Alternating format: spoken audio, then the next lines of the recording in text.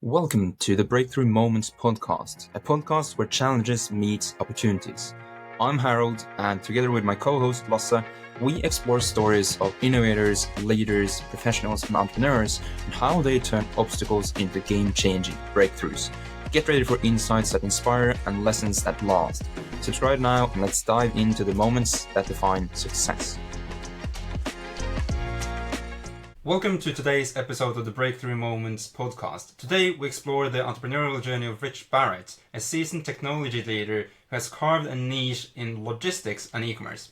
Having co-founded and sold 3 innovative businesses, Parcel Monkey, Cloud Fulfillment and eTrack, Rich has quite the story to share. So join us today to dive into Rich's story and his learnings along the way.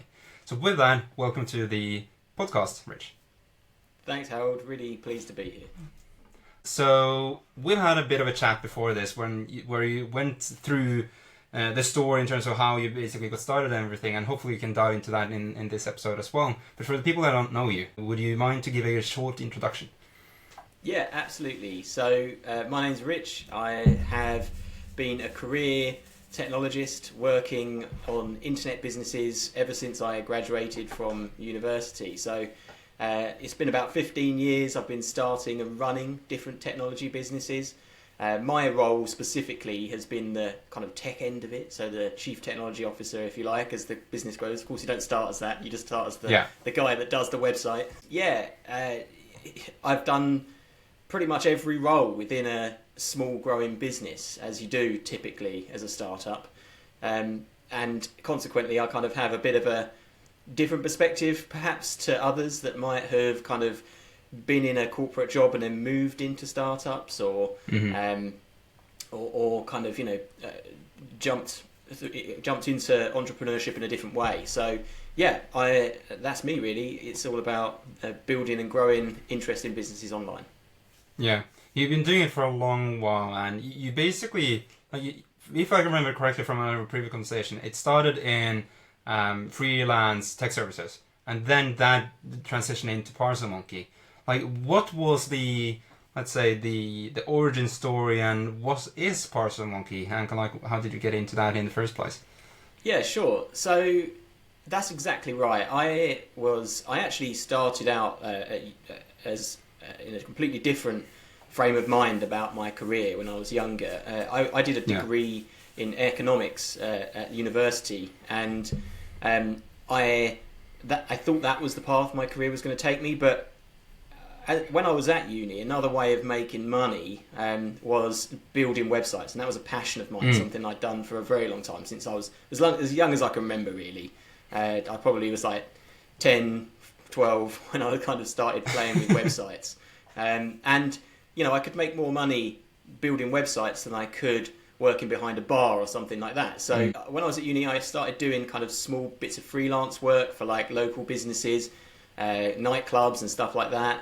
And through that, I ended up meeting the people that I eventually worked with on Parcel Monkey. But there was kind of a bit before where I finished university and I wanted to go into investment banking, but it was 2008. It was not the best time to try and get into investment banking in 2008. Oh yeah. So I kind of fell back on the freelance stuff. And so, it was kind of not on purpose that I got into freelancing. It was more of a backup plan. And then it graduated into, starting Parcel Monkey. Now, Parcel Monkey's origin story itself. So, when I got involved with the business, it was right at the start, and the CEO, a guy called Nav, he was very much a kind of classic entrepreneur, like hundreds of ideas, great at building relationships, a really kind of hungry character. What he needed was, well, first of all, he didn't have like the tech end of it, right? And he needed somebody to do that. And he was kind of working on different projects. And then one day he kind of come up with this idea that we could resell parcel delivery services. And the seed of the idea actually came from another business. We were buying parcel delivery services and had them at a good price. And he was like, well, why can't we sell this to somebody else? So the idea of kind of Parcel Monkey was born. And that's what Parcel Monkey does. It's essentially a reseller, or it started as a reseller of parcel delivery services. So you can go on the website, you can put in the weight and dimensions of your parcel, and you get a price for a label, and you can buy that label, stick it on a parcel, and send it somewhere.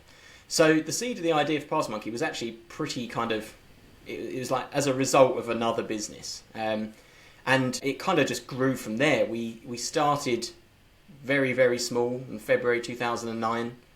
I remember, I think our first month we turned over £24 on the website. It was literally like a start from zero startup. But yeah, that's how it began, and consequently, that's how I eventually transitioned out of freelancing. It became obvious that was the path I should be following once we started getting a little bit of traction. Yeah, it's interesting because I think the startup scene, or the founding stages of a company, it's typically glorified externally. So like people think like, yeah, just start a company and you're going to get on a roll and everything is good. Like people don't see the tremendous amount of hard work that is basically behind the mountaintop in terms of how it is. So it's funny how I mentioned like the first month maybe like £24, and that's that. I want to. We're probably going to go into more of the ups and downs because there has been plenty. That's basically how it started. How is it today? What's the current status of Parcel Monkey like? How do you see it has grown from that first month of £24 to what it became before you had the exit? Yeah, sure. So, I mean, it was a pretty crazy journey. As I say, we kind of fell into it.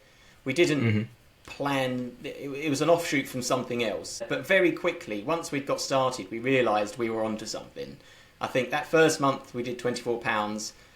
We put a bit of money behind some Google ads. Back then, doing Google ads was a lot more effective than it is these days, and a lot more underutilised by businesses. So we put a little bit of money behind it, just stuff that was kind of saved. Nav, the CEO, had saved it from his day job, and all of a sudden it started to take off. And within a few months, we were like, "Wow, this is really something." We did over £1 million of turnover in the first year, so we were like, on this crazy trajectory, and it kind of just kept growing from there. I think it was kind of 2 or 3 the second year, and then again the third year. It was almost like doubling every year, and we it became apparent pretty quickly that this is what we need to invest our time in. Yeah, we went on this kind of journey really, and Parcel Monkey evolved from that kind of UK startup, if you like, into kind of a fairly large player in the UK. We were probably the second largest reseller of shipping services in the UK. And on that journey, being kind of entrepreneurial, we were always coming up with like new ideas and stuff that we could do that kind of offshoots from this. Yeah. We ended up starting cloud fulfillment, which is a 3PL as it's termed in the industry. But what that means is essentially we store retailers' stock, and when they sell it, we pick it up off the shelf and ship it to the customer. So for us, that was like a logical progression for Parcel Monkey, because people that were getting too big for Parcel Monkey, they needed a solution, and they were either going elsewhere or we could create a solution for them. So that's what we did. And then over time, inevitably you start to think, wow, okay, especially as a young person, you have this kind of and inexperienced. In some way, ignorance is bliss in business sometimes. Yeah. And when we were young, we were like, yeah, we can take over the world with this. This is awesome. So we very quickly started looking at what we could do in other territories. We had a couple of kind of jump starts, if you like, or kind of failed starts in other territories. And then eventually we kind of manipulated the model a bit, and we had some success overseas as well. So in terms of Parcel Monkey's journey, that's kind of the path it went on. We started in the UK, we looked at a few other bolt-on businesses, and then we grew internationally. And then eventually, at the end of 2021, the business was acquired by our largest competitor in the UK. So we'd been like fighting with them for 12 years, and they came along and bought us up. So it was a really, it was a kind of fitting end to the story, if you like. But it wasn't, well, I say it was a fitting end. It wasn't really the end of the story. It was just the end of the first major chapter, if you like. Obviously, we're still going now, and we've got plenty going on. But yeah, that was the Parcel Monkey journey. And don't get me wrong, it was a pretty crazy roller coaster, but we built a really solid business out the back of it. Yeah, and roller coaster is kind of like a nice keyword for the next thing that I want to go into, because there's been plenty. Like one, if I remember correctly, was like one of the primary suppliers went bust, so that was one.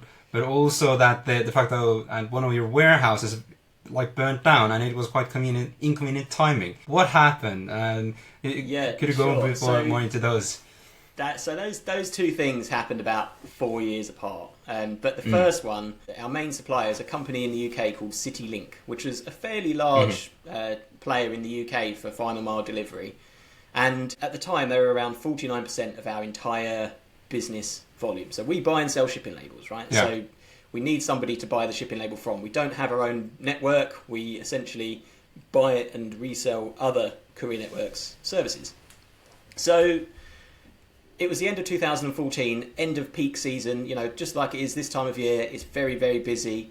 And then on Christmas Eve, our largest supplier, CityLink, they basically ran out of money and went into administration, which was a huge blow for us. Obviously, we were relying on them to prop our whole business proposition up, essentially, going forward. And, to be honest, at the time, it was probably like the first real major setback we'd had. Don't get me wrong, there was kind of smaller speed bumps before, but that was the one that felt like the sucker punch. We kind of took the Christmas period to kind of figure out what we were going to do. Like many things, and I've noticed this as a recurring theme over the years, what seems like a complete disaster at first sometimes has a kind of silver lining that you don't necessarily see immediately. And we essentially just set out our stalls slightly differently, so we had to sell more expensive, more premium services.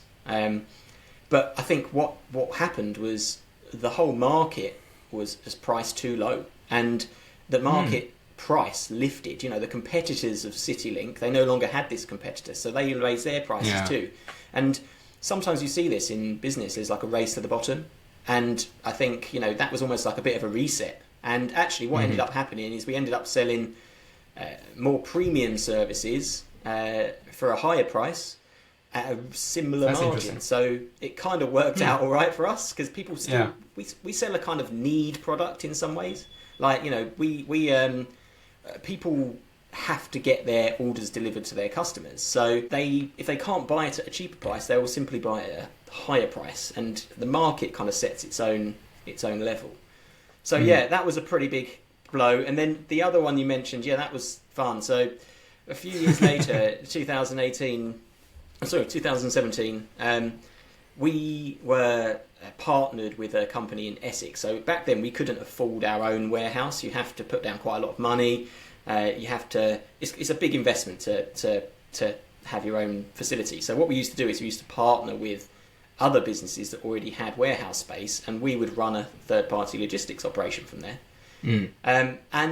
One day, it was actually the day before my wedding, which was not great timing, but I woke up, I opened the trade news as you do, and there was an article about a huge warehouse fire in Essex, and I kind of, my heart was like, surely not. And then all of a sudden my phone rang. It was like 7:00 in the morning, and I thought, there's no way this is it. And I picked the phone up and I just said, it's us, isn't it? And they were like, yeah. And it was just like this moment of realization that your entire business had just burnt to the ground. There's literally pictures on the national news of this like twisted inferno. Yeah. And that was again like a pretty heavy blow for us. There was a lot of things that we learned out the back of that, but we also, had made some good choices beforehand, which helped us through that time. First of all, we had a great team around us, right? So at that time, we had a really good bunch of people that were helping us to run that business, and that was like the underpin for everything else, really. They were there to pick the pieces up and kind of move forward. We also had a good insurance policy, which was like... That helps. It's a good learning, though. You don't want to come a cropper on that. And consequently, we actually managed to retain all of our clients out the back of that. You know, they were very much. You can imagine the worst thing in the world is having to call your client and say, "I'm very sorry, your entire stock holding is turned to dust." Fortunately, they were very much in it with us, as opposed to kind of, you know, pointing the finger at us. I mean, you know, we didn't want the place to burn down either. It was a crazy learning experience. You know, something you can't really plan for or game out. But it came good in the end. We very quickly set up a new facility just down the road, a temporary one, and then we ended up moving to a new one after that. And you know, the technology end of it was quite fortunate for us. You know, I've always built cloud-based technology, and that was the same for cloud fulfillment. We had a cloud-based warehouse management system, so all of our data was completely safe. It was safe, sat in a data center in London. So yeah, we really just kind of, there was nothing you could do. You had to kind of put that behind you and try and start and, you know, get going again as quickly as possible. But yeah, it's certainly certainly, I don't want to use the phrase baptism of fire, but it was it's certainly something like that. Yeah, so it's the one thing that I find interesting is, like, no matter what you do, there's always be like situations you can't account for. Like, there's no way to prepare for them, and how someone then basically, like, shit has hit the fan, like you're in the storm. Like, how do you handle it? Like, what went through your head when they basically on the phone said, "Yeah, it's us"? Yeah, I mean, I'm a very rational person. I'm a very analytical person. So I tend not to have like an emotional reaction to things. I kind of tend to sit back, step back, and think about it in kind of practical terms. Like, what does this actually mean? And at the time, I was actually staying at my in-laws' house because we were getting married the next day. Yeah. And my father-in-law, he is an experienced business person, and I sat down opposite him in their sitting room, and he, to be fair, kind of gave me this kind of pep talk and was like, what does this actually mean? You know, he's a bit like me, very rational. And you know, I quickly realised there was nothing I could actually do at that moment. Ultimately, it had burnt down. There was nothing I could do short of turning up with a fire extinguisher that would change the situation. I kind of just thought, well, look, it's going to take a couple of days for the dust to settle on this. I need to, you know, you don't want to tarnish your wedding day as a result of that. And we just got on with it. And to be fair, the team sprung into action. As I say, we had a great team of people around us. At that time, we were fortunate in the sense that we were scaled enough that I wasn't fundamentally critical to the organisation at that point in time. And that meant I could still, you know, go through that important part of my life, albeit it's going on in the background. Yeah, that's interesting. Yeah, it's funny timing. Both experiences, like one in regards to Christmas time, and then the second one in terms of wedding. I think that is true, and I've noticed that over the years, just generally. So, you know, if your website's going to crash or something, it will be when you're like up a mountain or on a plane or something. Like, it never seems to happen when you're sat at your desk, kind of ready to field the problem. But probably in reality, it probably does. It's just that you don't pick those moments out because you're able to react and deal with it. And dealing with problems is a everyday occurrence in business, right? It's that's what business is for. Well, exactly, business is for solving problems. Exactly, and inevitably, you know, I don't think you'll come across anybody who's had a journey without its ups and downs, and you know, it's just you know, you just got to have a few more ups and downs in the long run. Yeah, and that's a bit about the essence of this podcast as well, in terms of, like, you can't prepare for all of the, let's say, the headaches, the challenges and the things that come your way. It's more like, how do you handle them? And it sounds like you've been able to handle at least those two things fairly okay, to put it that way. But one thing that I'm curious about is kind of like looking back. Like, you've been doing this for 15 years, and you mentioned that in 2008 it wasn't kind of like the big and the easy way of getting into investment banking. Like, how do you see now in retrospect at the original plan you had back then, and how let's say, things have turned out, and kind of like, what would you might maybe do differently if you would do something different? Yeah, sure. I mean, in all honesty, it's probably the best thing that ever happened to me. When I look back, as a kid, I always had a bit of like an entrepreneurial spirit in me. I always, like I say, used to sell websites to people, or I'd always be trying to make some money in some way, shape, or form. And I had huge ambitions as a kid, as you tend to. I thought I was going to be like the next Bill Gates, But and I kind of idolised people like that. Who'd built these huge technology businesses. And in some ways, I think the education system in the UK funneled me down this path into, you do your exams at school, and then you go to university. That's what you do. And if I was going to university, I wanted to do something that I felt was a kind of meaty, heavyweight subject, which was economics. And a member of my family, my uncle, he'd worked in investment banking and was quite a senior in investment banking. So I'd kind of seen a little insight into that world, and it seemed really good. He used to take me to work sometimes, a couple of times, and there's a car park full of Ferraris, and I'd be like, wow, this is cool, as you do when you're that kind of age. But realistically, I just don't know if I was ever really cut out for a kind of corporate career path. And looking back on it, and I have seen some stuff. Years later, you're sifting through old files, and I found some applications I'd made to the likes of like HSBC and UBS, and in all honesty, reading them back a few years later, you could tell my heart wasn't in it. It was like, I'm not surprised I didn't get the job. It was like, I just hadn't put my all into it, and I think probably somewhere in the back of my mind, I kind of knew that wasn't the right path for me. And so it's turned out completely different to what I expected at that stage of my life. But in all honesty, I think it was the best thing that happened for me. I love having such a lot of control over the direction of my life.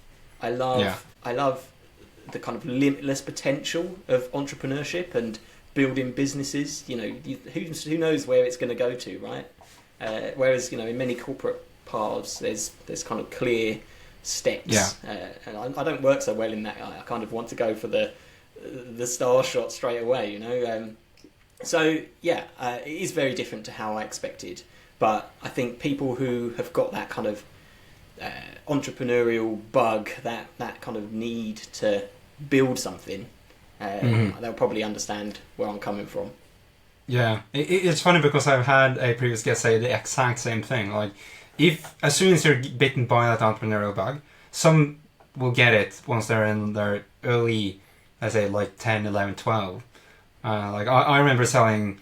My dad traveled often abroad, and he brought that back home like a gum you couldn't buy in Norway. So I got like a 20, 30 pack of those and sold that in the schoolyard. And once you have that bug, you won't be able to get rid of it. And going into a corporate career then is going to be like a poison to the soul. Yeah, 100%. And that feeling, I know, if you ever start something new, even if you've had something, large and that you've grown before, when you start something new and you get that first sale, it can be like, a few pounds, or a few dollars or whatever, insignificant in the scale of things. But the buzz you get from making that first sale is it's just something you can't bottle. You can't get that in any other way. And I absolutely love it. And the whole kind of live or die by your own decisions, that works for me. I quite like being able to pull various levers and change the trajectory of your life. Yeah. You mentioned earlier the trial and error of scaling internationally. And that's also part of the process you're going through currently. What would you say was the biggest challenges of taking that step? And also in your experience in terms of going international and just operating in the local country to moving abroad? Because again, I think a lot of entrepreneurs that are bitten by that looks outside in terms of how can we scale to the moon, like how far can we take it, and don't necessarily think it properly through in terms of it's not necessarily just copy paste. Like 100%. What's your take on that? Yeah, look, specifically? I'm totally behind that. We were exactly the same. We thought it was just a case of turn the website on, do some ads or whatever, get a supplier, and everything would be good. it is nothing like that. You have to be a lot more strategic in your planning and your execution. I think, one thing I learned very early on, and the hard way, is that you can't do everything at once. You can't be everywhere. You have to kind of pick somewhere and focus. I think that's probably a key thing. Don't try and 10 countries at once. Pick one and grow it there. There's some obvious kind of practical things that you have to think about. So I always try and think about like what are your dependencies. So for example, if you're selling online, you've got to make sure you've got the right payment gateways available in different countries. Not everybody pays with Visa and MasterCard or whatever. You've got to have the right products or the right range of products. And then, it comes down to marketing after that, putting the product in front of people. You could have the best product in the world, but if they don't know about it, they're never going to buy it. So, those three fundamentals exist. But beyond that, I think the biggest challenge we had, and we realised as we kind of progressed, was it's really expensive to do international expansion properly. You have to have, for many different countries, you need to have an actual physical entity there. You need to have tax registrations. You need to have accountants. You need to have, often employees in country to even be allowed to open a company in, another territory. And that is really expensive, right? Especially if you're doing it, 5 or 6 times over. And one way is we kind of, that stopped us at one point. And what we did is we came up with an alternative way of trading which worked around that. And what we did is in the other territories, for Parcel Monkey specifically, we traded and pitched it as a marketplace as opposed to buying and selling the product ourselves. So to the end user, it kind of felt exactly the same. The only difference to them was that the invoice they get was from the courier directly rather from us. So the financial relationship sits between the customer buying the label on the website and the courier supplying the service. So us as a middleman, we're taken out, right? And we make our money as essentially sales commission for the courier. So the courier pays us commission, or you can phrase this loads of different ways, a share of basket value or however you want to do it.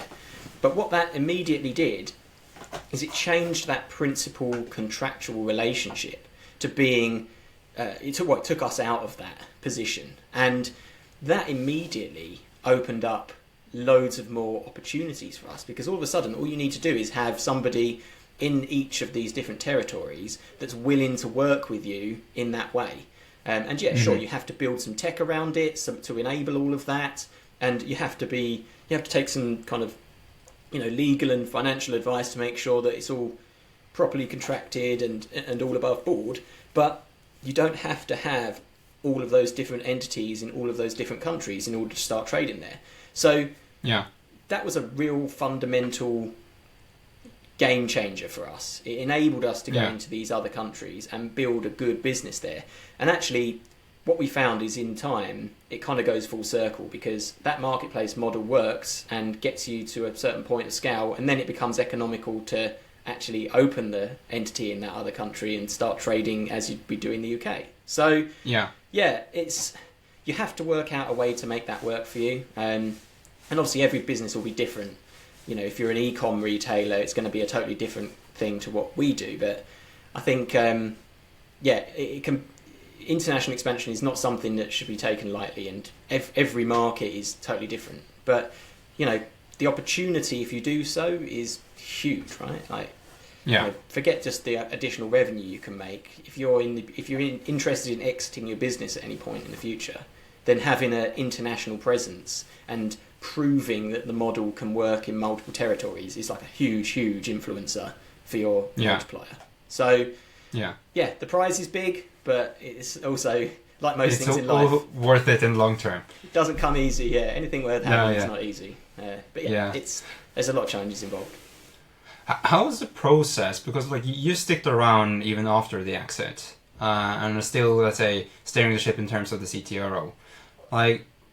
How did you envision the exit process to be, and was it always the plan to, let's say, stick around? Yeah, I mean, I guess I'd been through a few different investment rounds previously. So a round of investment is largely similar in its process to an exit. There's just, a larger slug of equity involved, because you're given, the whole business is getting sold as opposed to just part of it. So in terms of the process, that kind of felt like sort of business as usual at that point. You're used to doing the due diligence, you're used to kind of, making sure that your buyer has confidence in what you're doing and that all your kind of T's are crossed and I's are dotted.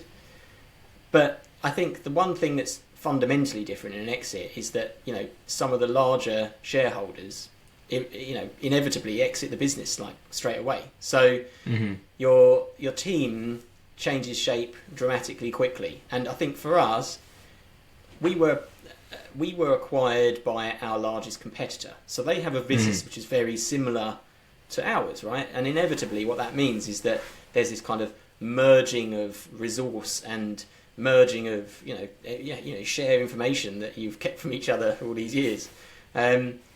So, yeah, I mean, that was the first time I'd exited a business and stayed with it. We'd sold off other parts of the business. We sold off eTrack, and I haven't talked about that very much, but that was a business where we were enabling larger e-com retailers to ship products internationally at an economical rate. We were kind of managing all the customer side of it and stuff like that. But that was quite a neat package, and we could sell that and kind of step away from it. With Parcel Monkey, as you say, I stayed within the business. Yeah, it's been different. There's no doubt. I mean, you have to kind of ride the wave and see where it takes you. But in terms of what the process is like, it's a strange one because the business is sold. It's no longer yours or part of yours. But my heart's in it. It's our baby. As I said, we grew it from nothing, and I wanted to see it. See it on its safe passage, if you like.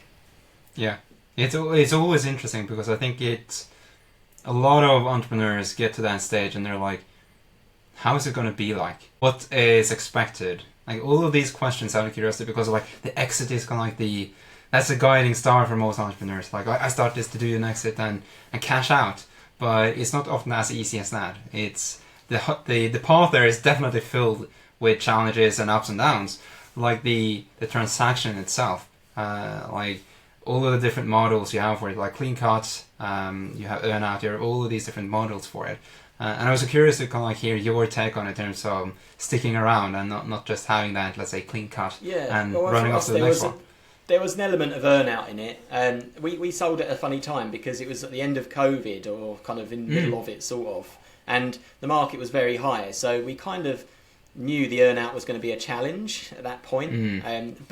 So there was some motivation from the earn out. But in all honesty, for me, the motivation was I want to kind of see safe passage for this business. There's still huge potential. We only really just tapped the surface of the international side of things. And as you say, like, I think a lot of entrepreneurs, people that I've spoken to, they feel this sense of kind of like emptiness after selling. It's kind of like all of a sudden it's gone. Years, decades of your life, and actually staying on has helped me to kind of not feel that so much. I'm still here. That's interesting. Still trying to drive it in the right direction, and it's been a different experience. Obviously, being owned by a larger group, and that comes with different experience to what you had before, kind of being fully in control. But it's been an interesting journey, and it's still huge potential. So there's still like, lots of things wide open for us to go after. Yeah, still a funny ride. Yeah, absolutely. I have two more questions. The last one is kind of like I give a bit of a heads up before this one because it's always a tall order to ask such a huge question that I always ask at the end. But there's one question before that and thing that I want to go into, and that's you've had a journey, like you've done plenty of things, like the 3 companies you started, the exits, sticking along, the ups and downs, and my question would be for you, Rich, which is, like, again, going back to what we touched upon, like you can never know what to expect in terms of what's going to come your way. But how do you believe that we as entrepreneurs and as professionals can, in a more efficient a better way, start to look at challenges as opportunities instead of problems and things that weigh us down? Yeah, sure. I think inevitably, when you're kind of fresh out the blocks, a setback feels like a setback, right? It feels like the end of the world. What are we going to do to solve this? I mentioned it earlier, but over time, when things happen to you and you come out the other side, inevitably that kind of conditions you to realise that setbacks often have silver linings, or they're not completely catastrophic, even, off on the face of it, it looks like that.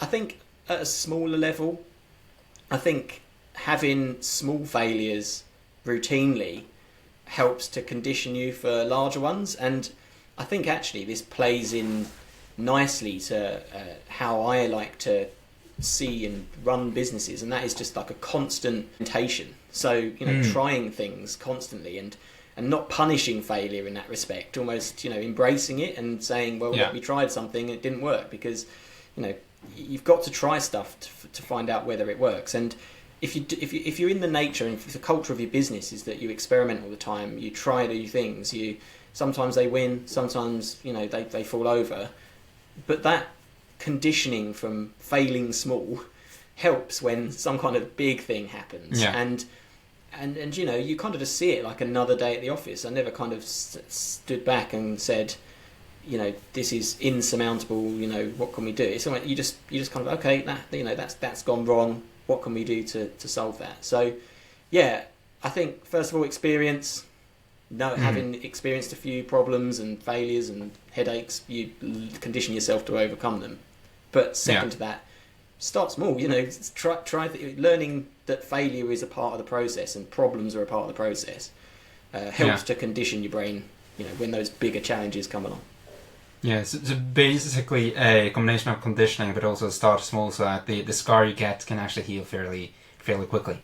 Yeah, and you do learn that, right? I mean, there's obviously some problems in business.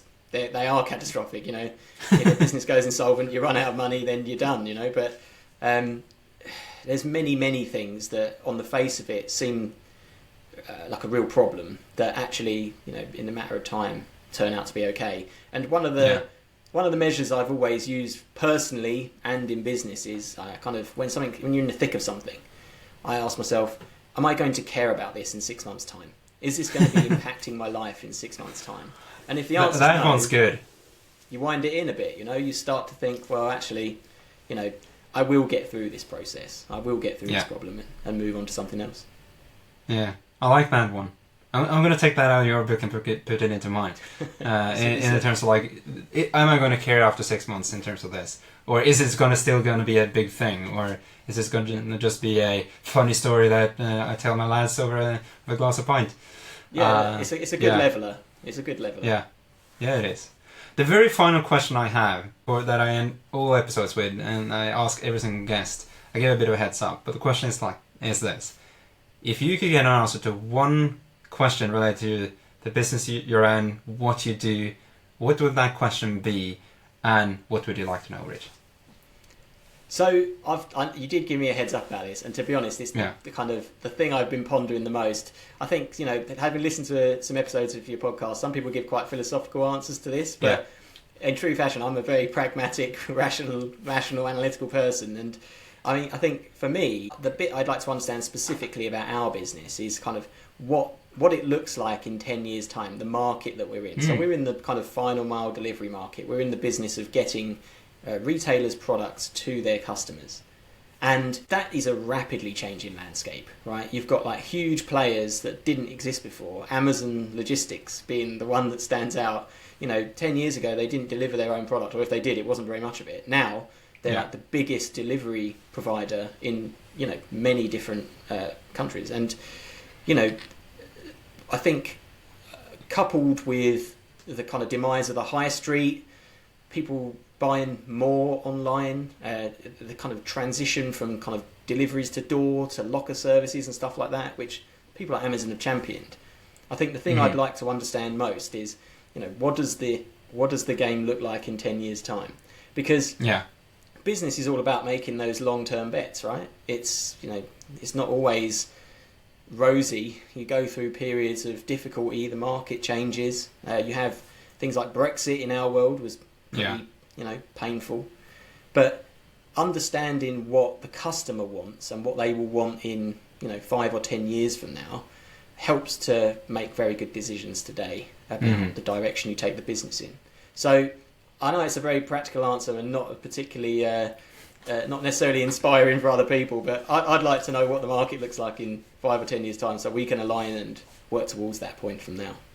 Yeah. It's not the type of question that often has come in the episodes like this, but I think that nonetheless it's a super important thing, because I had a guest on, I think it was 5 days ago, and he's talking about farsightedness and future-proofing in terms of business. And this is just directly going down that alley in terms of trying to look into the looking glass of how things are going to be in the future, so that you can know if your bet is the right bet or not.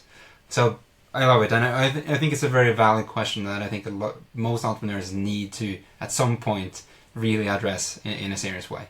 Yeah, 100%. I think I saw a quote from, I think, Jeff Bezos, he said, you don't want to be riding the wave, you want to be ahead of the wave. You want to be, you don't want to go after the next hot thing, because, well, it's already, that ship has sailed. You almost need to be looking at what comes after and be there ready to catch the wave when it comes. Yeah, trying to see the coming wake. But yeah, I learned a couple of things, a couple of pages from your book that I'm going to steal, trying to do it gracefully and put it into mine. But it's been a pleasure so far. If someone wants to reach out, get connected, learn more about what you do, Rich, what's the best places to go? Sure. So I don't do too much social media, but I am on LinkedIn. You can find me on there. Just search me, Rich Barrett. And yeah, feel free to reach out to me. I'm always interested to connect with other entrepreneurs or people that are trying to succeed in their business, whatever it is. I love entrepreneurial stories and learning from others. So yeah, find me on LinkedIn. Wonderful. And we're going to make sure that your LinkedIn link is in the description and the show notes once this episode goes live. But the final thing I then can say, Rich, is appreciate you taking part and taking time. And thank you so much for being a guest in the podcast. No, thanks, Howard. Really appreciate it. And hopefully there's a few small sound bites in there that are useful for people out there to kind of, progress in their own businesses. Definitely are. So with that, I wish you a great rest of your day. Cheers, Harold. Take care.